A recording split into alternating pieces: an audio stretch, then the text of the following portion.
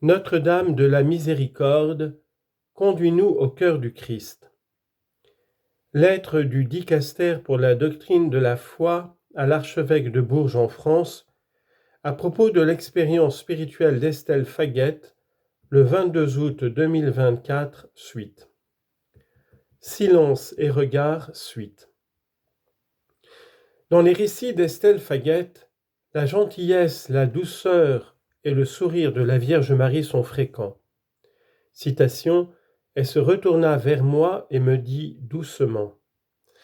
Elle me regardait toujours en souriant. Elle était souriante. Quelle beauté et quelle douceur!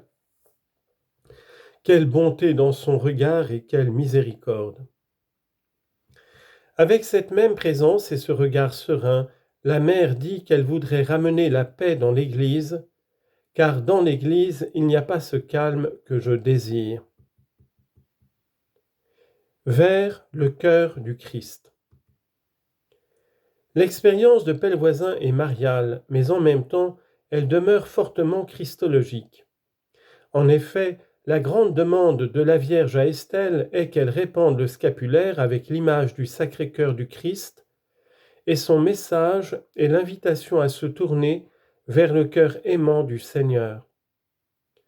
Montrant à Estelle le scapulaire du Sacré-Cœur du Christ, Marie dit « Depuis longtemps, les trésors de mon Fils sont ouverts. J'aime cette dévotion. »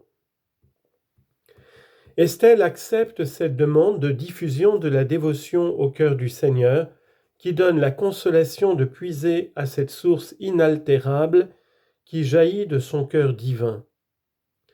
Puis elle répond à la Vierge Marie, « Cette dévotion que vous aimez, j'en parlerai, ma bonne mère, le plus qu'il sera en mon pouvoir. » Le cœur du Christ n'est jamais indifférent. Il se laisse toucher par notre supplication sincère et aimante, surtout quand c'est la mère qui touche son cœur. Courage, prends patience, mon fils va se laisser toucher, lui dit-elle lors de la première apparition.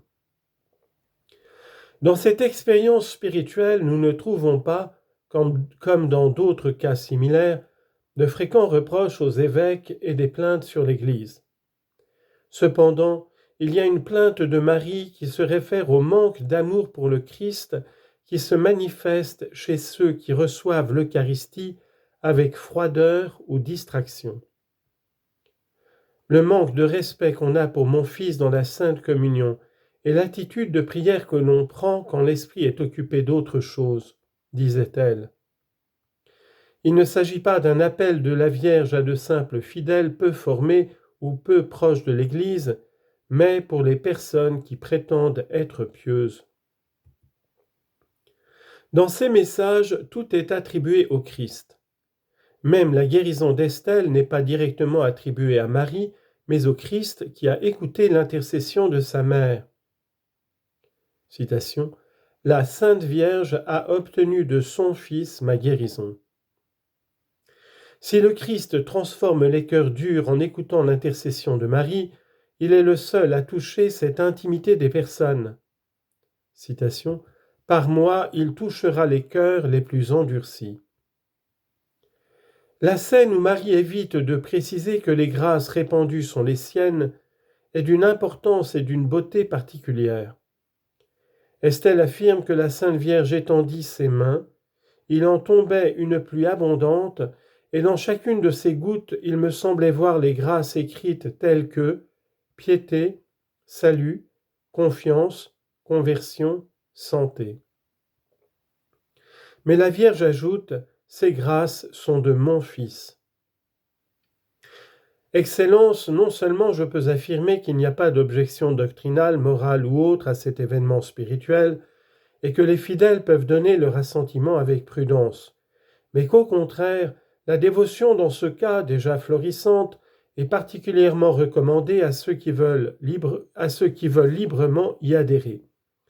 Tous y trouveront un chemin de simplicité spirituelle, de confiance et d'amour susceptible de vous faire beaucoup de bien. Il est alors possible d'émettre le décret du nihil obstat. Ce sera assurément un bien pour toute l'Église. En vous remerciant de votre précieuse collaboration, je vous prie d'agréer l'expression de nos sentiments dévoués dans le Christ. Victor Manuel Cardinal Fernández, préfet. Ex Audiencia Diei, le 22 août 2024, Pape François.